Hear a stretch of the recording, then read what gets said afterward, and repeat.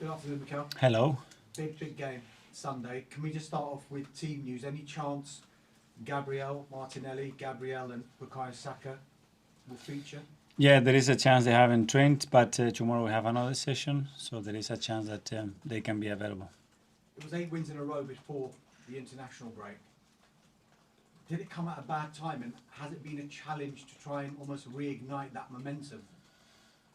Well, you cannot do it. That moment is gone. They had to go to the national teams. We have maximized as much as we possibly could the time we had here with certain players, and now everybody's back. Everybody's so positive about what is coming and looking forward to it. You had 7 Premier League meetings as Arsenal manager against Pep's Manchester City. The first 6 were defeats, but you managed to get that win this season. Could you just put into words what belief that's given you and the belief and mentality it's given your players? Yeah, we had some clashes as well in the FA Cup, in Community Shields, and it's all great experiences. They have raised the bar in this league, I think, in football in general, to a level that it haven't been seen before, and that's the beauty of a sport, that makes you better, that challenges you more, and you have to keep up with that pace, and that's what we are trying to do. When you go back to last season, I know people always ask you to compare what's happened this season compared to last season, but does it feel different for you, and does the belief feel different compared to last season? Yeah, it is different. Momentum was different. We have certain results and some big injuries as well in that moment, and that's it. But those experiences are there to learn. Sometimes you just have to clap the opponent when they are better than you, and that was the case on the day as well, and learn from it and challenge yourself to be better. We know about your friendship, your mutual respect with Pep Guardiola. How often do you speak now, and has your relationship changed? Well, it had to change. It has to change. My admiration and what I feel for him, certainly not. My opinion, he's the best coach in the world by a mile, and he's one of the nicest persons I have met in football, and certainly one of the ones that I have had more fun and laugh working with, and that's gonna stay there forever. But obviously, our roles at the moment are what they are, and you have to adapt to the situation. Because I'm guessing there's certain topics you just can't broach anymore. For sure not, but You can't talk about football. it's what it is. But that happens the same in relationship with players. When I have some teammates here, and then you become the coach, and that relationship has to be adapted. You cannot feel different about the person, but professionally you have to act differently. Mikel, I must ask you about Ben White. He made himself unavailable for England. Just how is he? He received a lot of criticism. What did you make of that criticism he's received? And have you had to speak to him? I think he has received a lot of love, and you just have to see what his teammates and what everybody in football thinks of him, the one that they've been close, and I think people have respected his decision, and hopefully one day he's prepared to represent his country in the best possible way, but that's completely up to him. Just finally on that, there's been a few debates about why he actually made himself unavailable. Can you clarify No, why? that's a question, and he's the one that has to reply. Worth a try. Thank you. Thank you. Hi, Mikel. Hi. Nearly a year since you faced Manchester City in April last season. You were in a title race then, but with that distance from that game, what was the biggest lesson you took from it? The level that we are facing and where we want to be. Certainly, that's where we want to be, and you have to make strong steps to get there. And I think we have done some big ones in the last 2-3 years, and we're getting much closer. And now it's how you close that gap and actually try to be better than them. Previously, you spoke about the levels that Manchester City have raised football, not only in the league but in the world. They've suffered 5 defeats this season across all competitions, of which 2 have been against Arsenal. So how proud does that make you feel to see that your team has inflicted defeats on one of the teams that you said is the best in the world? Well, that's great, but that's the competition, and the same with Liverpool. And they have earned the right, for everybody to look at them as an example, because what they've done has been phenomenal to do it in this league and to do it consistently like they have done. And I think that has raised our level as well and our demands to try to be like them and beat them. You mentioned that the players coming back from the international break have been excited. There's been a positive Yeah. vibe. For fans and neutrals, it's a very exciting time seeing Arsenal in another title race.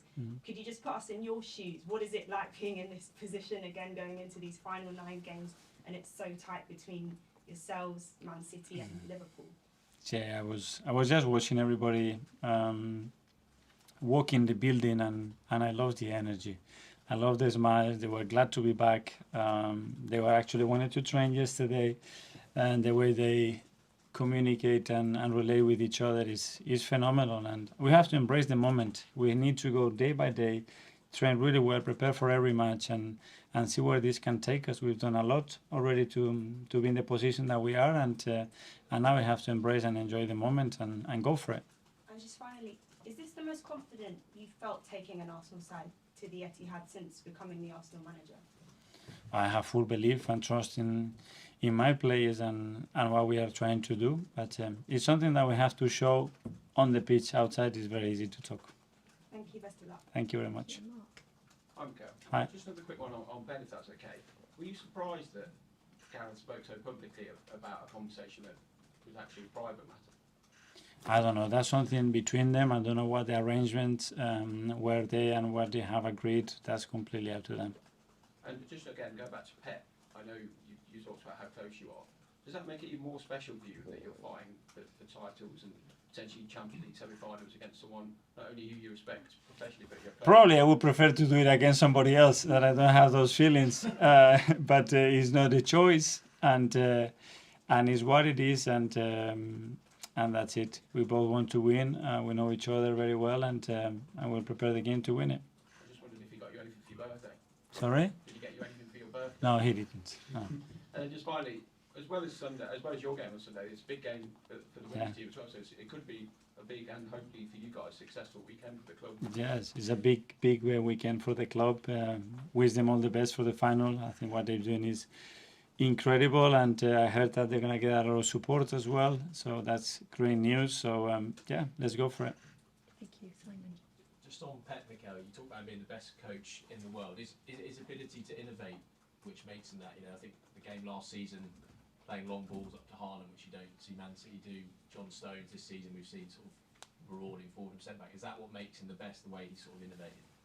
Yeah, one is that, and then because I know that and the passion that he lives the game, the intelligence, that way he handles the team as well, and the club, and how demanding he is, and then he has an incredible work ethic, and that's something that people doesn't see, but it's a lot of work behind the scene, and he's managed to do it for 3 different clubs at the top elite level every single season, you know, and that's a huge quality. Just a last one on Ben. Is it your hope that he does get to play for England again? Is that something you'd like to see? As manager, I want the best for him, personally and professionally, and he really needs to feel it. And if one day he does, and that's the case, yeah, I think that would be the best option for everybody. But you have to respect that. Cool. Let's look ahead now. Kaya, please. Hi, Mikel. Hi. This is the first quite a tough run of away fixtures to end the season, but your side are top of the Premier League when it comes to away form this season. I just wondered what the secret is behind that form and how you've been able to get such good away record this season.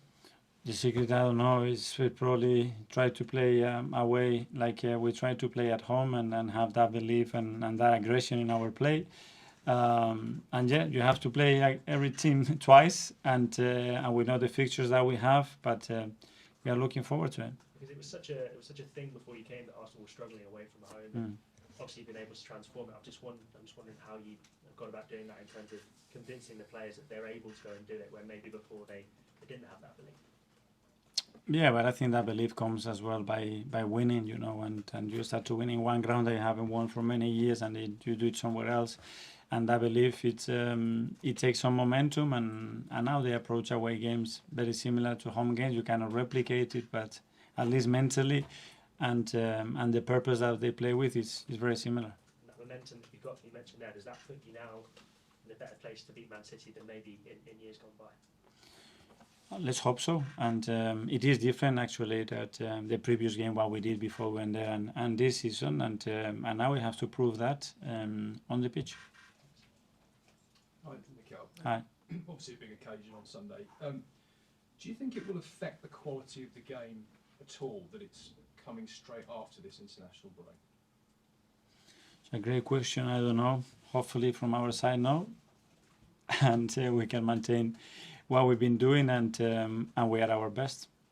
Because there's obviously been a lot of withdrawals across Europe. I mean, do you think the March international break needs looking at in terms of where it comes in the season?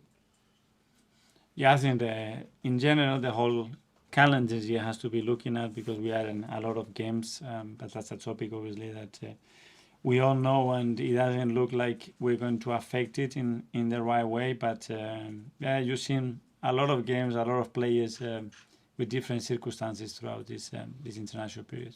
Yeah, I mean, there's always a lot of talk about players pulling out or deals struck between clubs and countries over availability.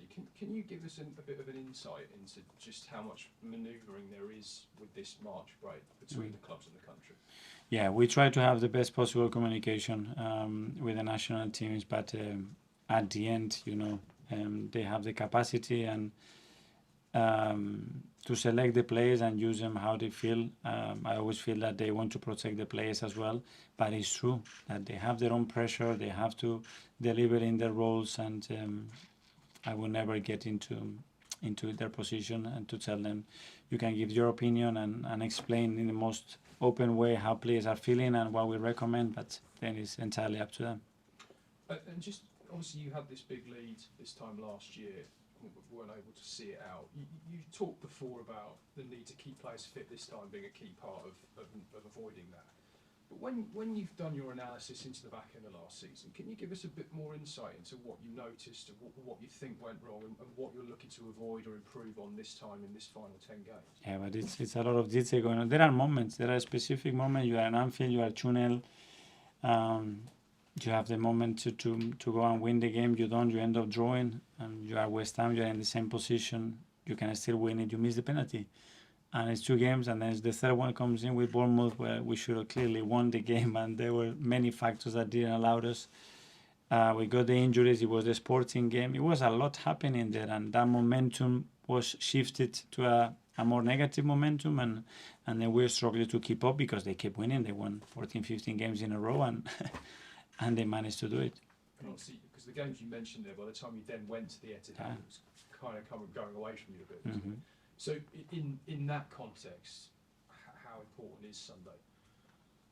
Yeah, it's a massive game for both teams, and that's for sure, because it will give us a huge boost again if we go there and win it.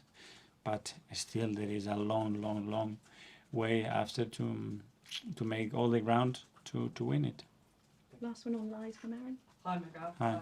Just wanted to ask about Kai Havertz. He's in an incredible vein of form, both on international level. He scored 4 in his last 4, I think, in the Premier League. How important is he for this weekend?